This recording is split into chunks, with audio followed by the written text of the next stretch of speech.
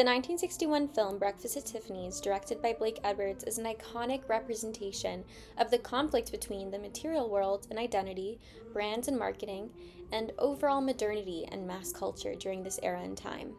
Starring Audrey Hepburn and George Peppard, and based on the 1958 Breakfast at Tiffany's novella by Truman Capote, the story takes place during a time in between the golden age of Hollywood and the large political and societal shift of the mid to late 1960s in the United States.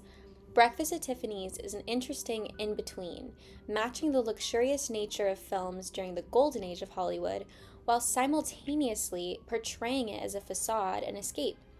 In this video essay, we will discuss how the film was able to express these complexities in a way that still resonates today. We will cover the symbolism in the film and how it portrays the modern world at the time through classism, brands and marketing, and mass culture.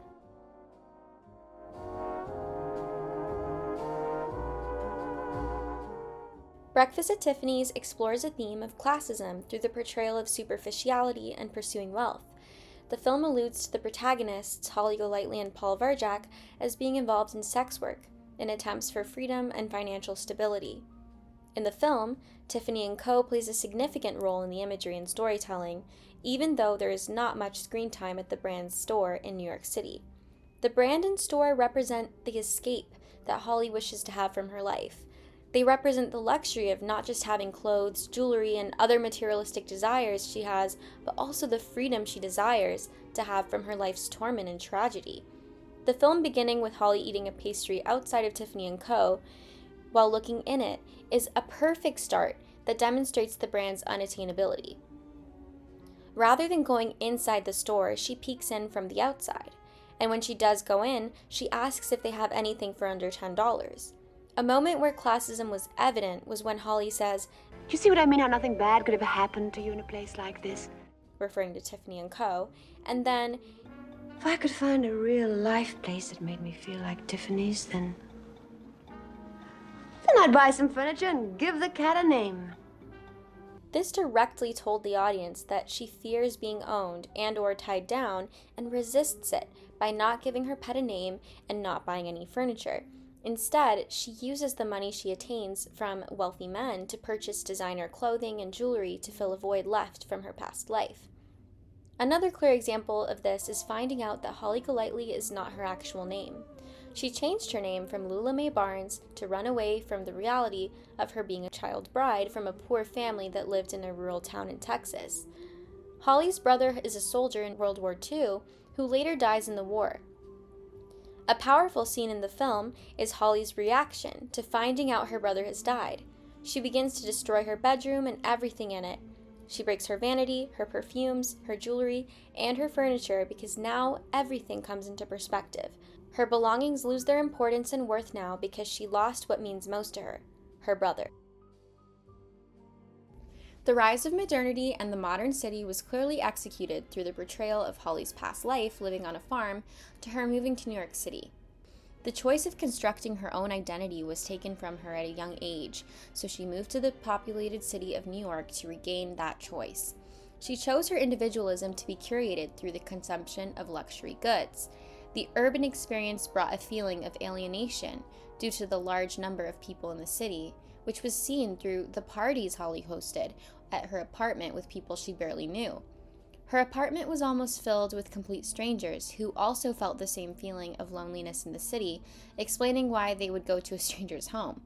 These people were all from different tax brackets, from a Brazilian millionaire to a starving writer. Her home was the epitome of a modern city. The character of Mr. Yunioshi, played by Mickey Rooney, demonstrates the globalization of this time. Although Mickey Rooney's performance is incredibly controversial and racist, the character is a form of atmosphere building of a modern populated city with new migrants. As crime began to increase with the rise of larger cities, the scene of Holly and Paul stealing masks from a 5 and 10 cent store conveys a feeling of invincibility that many feel when they are in populated places. The large number of people in a place can make one feel unnoticed and invisible, therefore making crime feel more attainable. Going back to her brother Fred dying, Holly's reaction confirms that those who participated in consumer culture are doing so to fill a void. Consumerism was built off of new marketing strategies that we saw at the start of the film, with an attractive window display of expensive jewelry at Tiffany & Co. Holly standing in front of the window display, eating her pastry and looking into the store demonstrates the tactic of bringing people into the store through marketing. But once a tragedy or death brings things into perspective, the luxurious life they lived or aspired to live no longer matters. The traumas that she experienced before and after her life in New York City provide her a reason to recognize worth through superficiality, making her a perfect target for consumerism. Which brings us into the brands and marketing world during that time.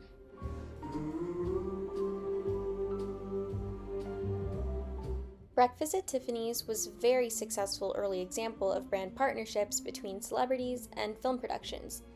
The character Holly Golightly was not made to represent the average everyday person, but rather the dream that one would attach to New York City, the city of wealth, glamour, and opportunity, which was expressed through the brands featured in the film. Firstly, this film holds a strong tie to the jewelry brand Tiffany & Co., with its name being included in its title, and with some scenes taking place in the flagship Tiffany & Co. store as well. Aside from this, Audrey Hepburn was known for being Givenchy's first brand ambassador, being Hubert Givenchy's greatest muse. She was often featured wearing their designs in her different films, and this film was no exception. Holly is seen wearing Givenchy 6 different times, and her iconic Burberry trench coat twice. To this day, both Givenchy and Tiffany & Co. hold a strong connection to Audrey Hepburn. In fact, it is hard not to associate these brands with Audrey Hepburn or with the film. A lot of Tiffany & Co. and Givenchy stores still have photos of Audrey Hepburn in them to this day.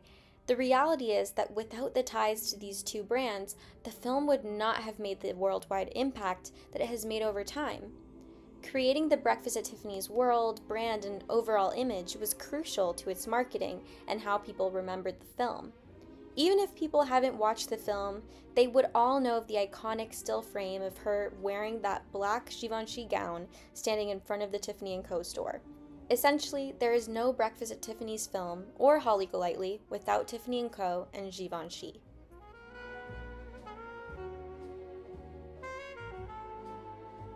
Breakfast at Tiffany's is forever known as an iconic film starring an iconic, never-to-be-forgotten woman, Audrey Hepburn. Truman wrote the character Holly Golightly with Marilyn Monroe in mind. Holly had many of Marilyn's features, and he wanted her to have the role in the film.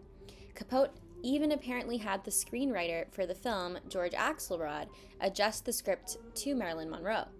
In the end, Marilyn turned down the role as her acting coach advised her to.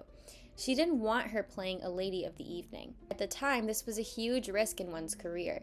It was very rewarding that the audience did not diminish Audrey, but appreciated the story and portrayal. The film was a great way to start the 60s and contribute to the emergence of the second wave of feminism.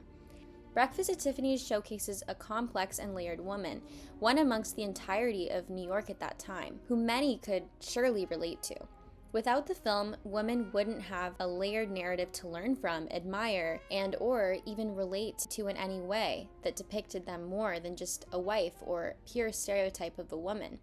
This film showcased a groundbreaking woman for this time in 1961 through the use of classism, modernity, marketing, and mass culture. Audrey is forever recognized for the iconic portrayal of Holly Golightly that women everywhere admire.